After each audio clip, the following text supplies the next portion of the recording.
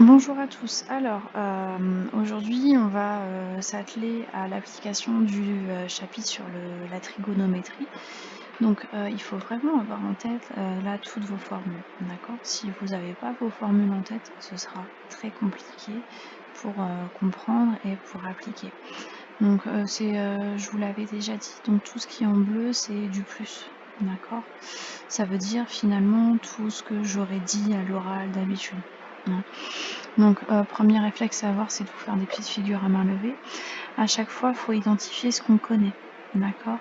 Donc, on connaît ici le côté adjacent, on cherche le côté opposé. Adjacent, opposé, on utilise la tangente. Donc, à chaque fois, réécrivez-vous la formule, on remplace par les valeurs de l'énoncé.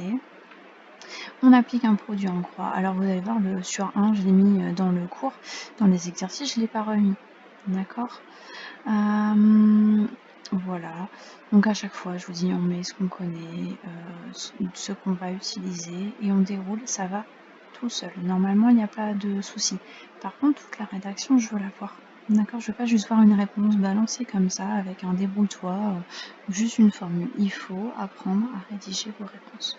D'accord? Donc, je vous ai corrigé tous les exercices. Moi, je vais juste commenter les 4 principaux que je vous avais tous demandé de faire.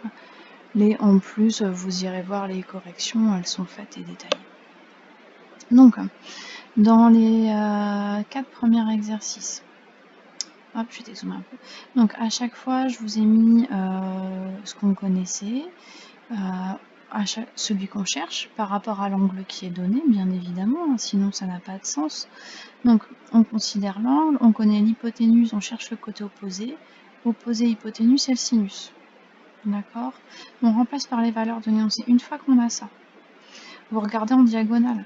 D'accord? Donc là, on va faire sinus 32 degrés fois 8,2. Faites attention, je vous ai mis une petite remarque là. Une fois que vous connaissez votre l'hypoténuse dans un triangle rectangle, vous savez très bien que c'est le plus grand des 3 côtés. Donc ne me trouvez pas de valeur plus grande que 8,2. C'est pas possible. D'accord? Ça vous permettra d'éviter les fautes de calcul ici. Par exemple, me faire une division au lieu de faire une multiplication. D'accord? Dans l'exercice 30, c'était assez classique aussi. On vous aidait un peu plus parce qu'on vous demandait que représente le côté à chaque fois. Donc on connaît l'hypoténuse, on cherche le côté opposé, j'utilise le sinus. Pour le deuxième, si on connaît l'hypoténuse et l'adjacent, donc on utilise le cosinus. Oh, il me manque le langue, je vais le rajouter juste après. Donc, on fait notre calcul et ça se déroule tout seul. D'accord?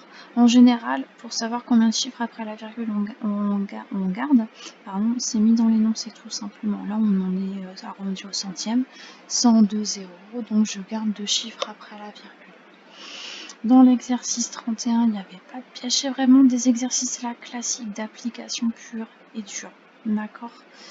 La rédaction est primordiale. D'accord.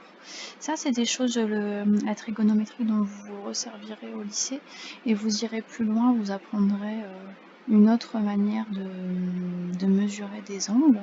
Nous, au collège, on utilise les degrés. L'année prochaine, vous utiliserez les radians. D'accord. Vous allez utiliser la lettre pi, en fait. Donc, la troisième partie du chapitre, je voulais détailler, donc pareil, tout ce qui est en bleu, c'est le détail. Vous l'écrivez ou vous l'écrivez pas sur votre cahier, c'est pas très grave en soi, d'accord? C'est juste pour vous, tout ce que pareil, tout ce que j'aurais dit, je pense, à l'oral.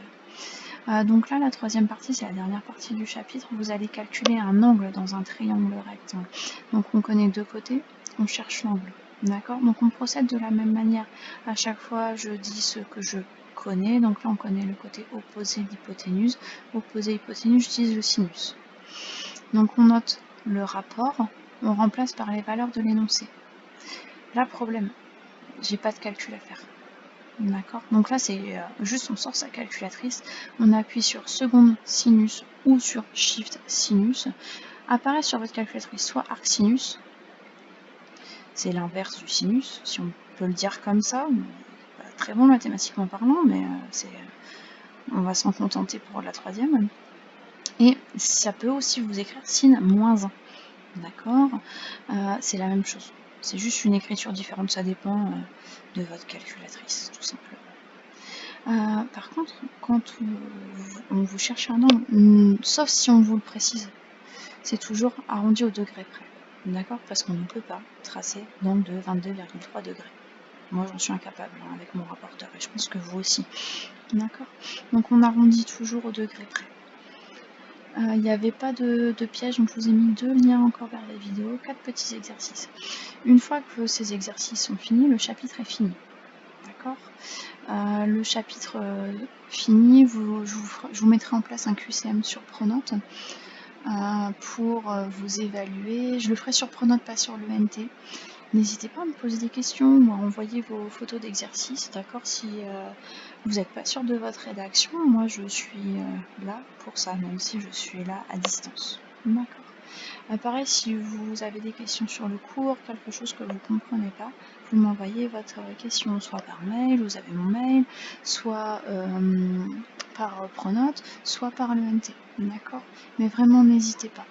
C'est important que la trigonométrie, vous le maîtrisiez à peu près quand même pour vous l'année prochaine, parce qu'au lycée, même si les profs ils vont vous le rappeler, vous le verrez dans un autre contexte, et ce sera pas forcément évident à comprendre si cette partie-là, vous la comprenez pas. D'accord? Bonne journée à tous, au revoir.